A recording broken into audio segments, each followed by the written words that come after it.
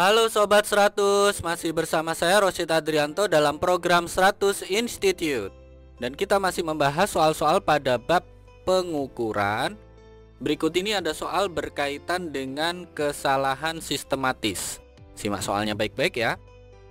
Jadi di sini langsung saja ke pertanyaannya. Pertanyaannya adalah, berikut ini penyebab kesalahan sistematis dalam pengukuran yang mungkin terjadi kecuali. Oke Sobat 100, sebelum menjawab soal di sini saya sampaikan dulu beberapa penyebab kesalahan sistematis ya. Jadi kesalahan sistematis itu bisa disebabkan oleh beberapa hal. Yang pertama adalah kesalahan dalam kalibrasi.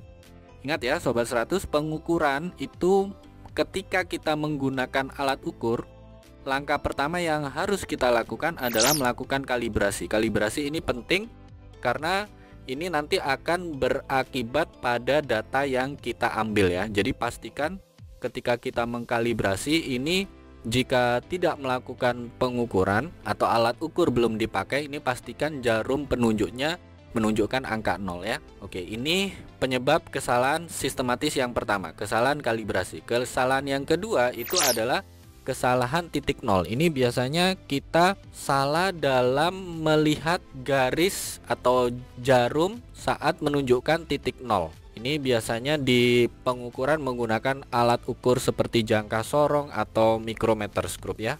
Jadi perhatikan baik-baik titik nol untuk skala utama dan skala non-use-nya. Oke, ini yang kedua, kesalahan titik nol. Kemudian yang ketiga itu adalah kesalahan komponen lain. Jadi biasanya ketika menggunakan alat ukur yang ada jarumnya atau seperti penunjuk pada gambar ini, itu biasanya di dalam alat ukurnya itu ada pegas ya. Jadi komponen lain ini bisa berakibat pada kesalahan dalam pengukuran ya. Oke, itu yang ketiga. Kemudian yang keempat adalah kesalahan paralaks. Ini biasanya dilakukan oleh orang yang menggunakan alat ukur. Ini sebagai contoh ya. Pastikan ketika kita membaca alat ukur, posisi mata itu harus segaris dengan angka yang kita baca. Jadi ini posisi yang benar, ini segaris seperti ini. Jangan sampai membentuk sudut ya.